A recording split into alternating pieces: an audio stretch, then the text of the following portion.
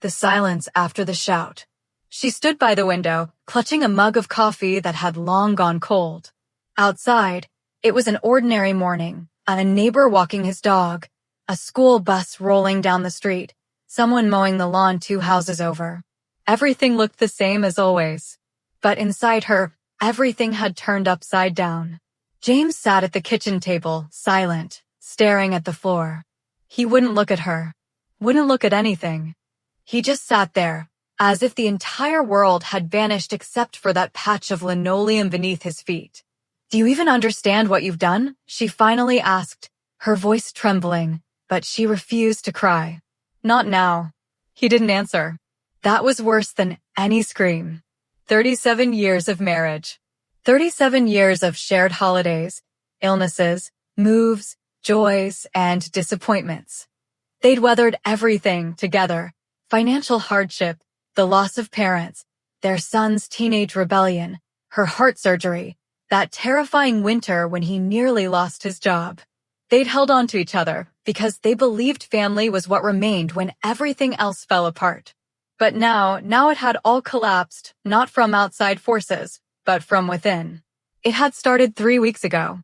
Sarah, their daughter, had come for the weekend. At 32, she lived in another state, worked as an architect, was married but childless.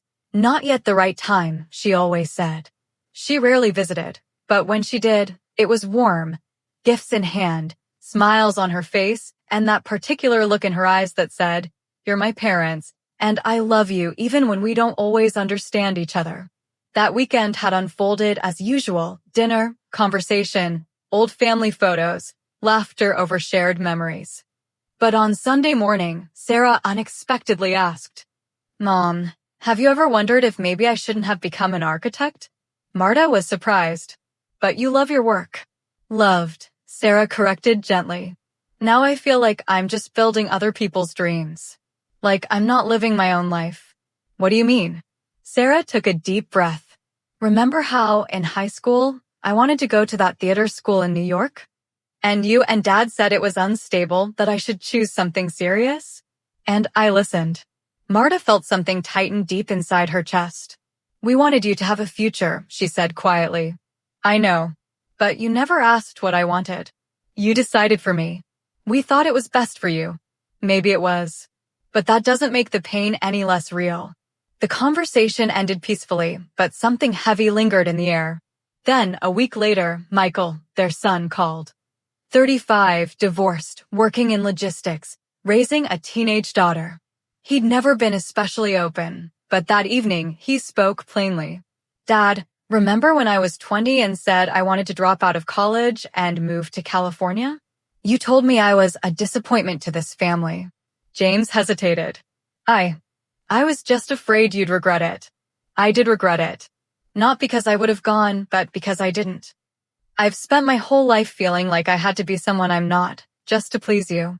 I never meant that. But it happened anyway. Marta and James didn't know what to do.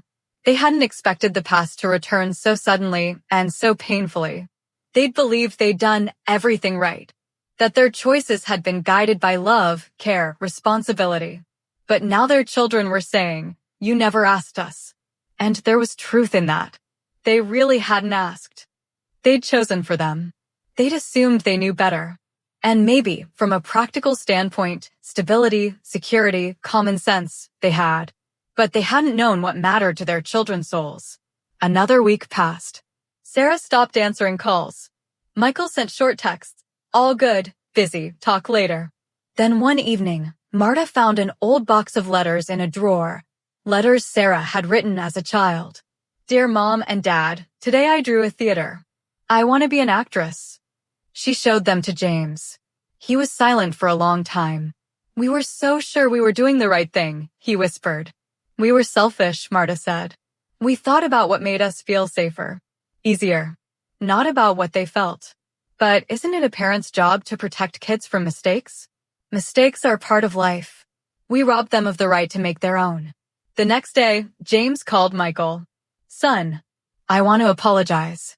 "For what?" "Because I was wrong. I thought I knew how you should live. But it's your life." Silence. I haven't been a perfect father either, Michael finally said. But thank you for saying that. Sarah didn't reply until 2 days later. Mom, I'm not angry. I just need time. I understand. And I love you. Always. I love you too. But the hardest part was between Marta and James themselves. Because now, when they looked at each other, they didn't just see a partner, they saw an accomplice. Did we break them? James asked one night as they lay in the dark. No, Marta replied. They're strong. But we made them wear masks. We thought masks were protection. They turned out to be cages. 2 more weeks passed. Michael came with his daughter. Sarah came alone. They gathered around the kitchen table. No one knew where to begin. I don't want a wall between us, Sarah said. Me neither, Michael added. We don't either, Marta said. We're not perfect parents, James admitted. But we love you. And if you'll give us a chance, we'll listen. Really listen. Sarah smiled for the first time in a long while. That's a start. Now, standing by the window with the cold mug in her hands, Marta felt the ice inside her slowly begin to thaw. James stood and walked over to her. I'm sorry, he said. So am I, she replied. He hugged her. Outside, the school bus passed again. The neighbor had taken his dog inside. The lawn was mowed. Everything looked the same as always. But the emptiness inside was gone, because after the shout came silence. And after silence, the chance to begin again. They didn't know how things would unfold from here. Their children were still searching for themselves. They themselves were still learning how to be parents who support instead of dictate. But most importantly, they were no longer silent. Because silence is also a choice. And now they chose to speak. Even when it hurt. Even when it scared them. Because love without honesty isn't love. It's an illusion. And they wanted something real. Even if real relationships meant risk. Even if a real family wasn't about perfection, but about constant effort. They were ready to try. Truly, for the first time in years. That evening, Marta found an old photo album. Inside was a picture of 8-year-old Sarah on stage in a school play, dressed as a fairy, eyes blazing with joy. She showed it to James. Look. She was happy.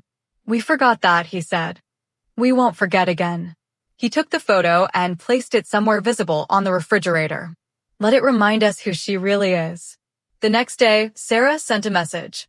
I signed up for weekend acting classes. Just for me. Marta replied. I'm proud of you. And Michael wrote. I'm thinking of starting my own business. A small logistics startup. James replied. If you need advice, I'm here.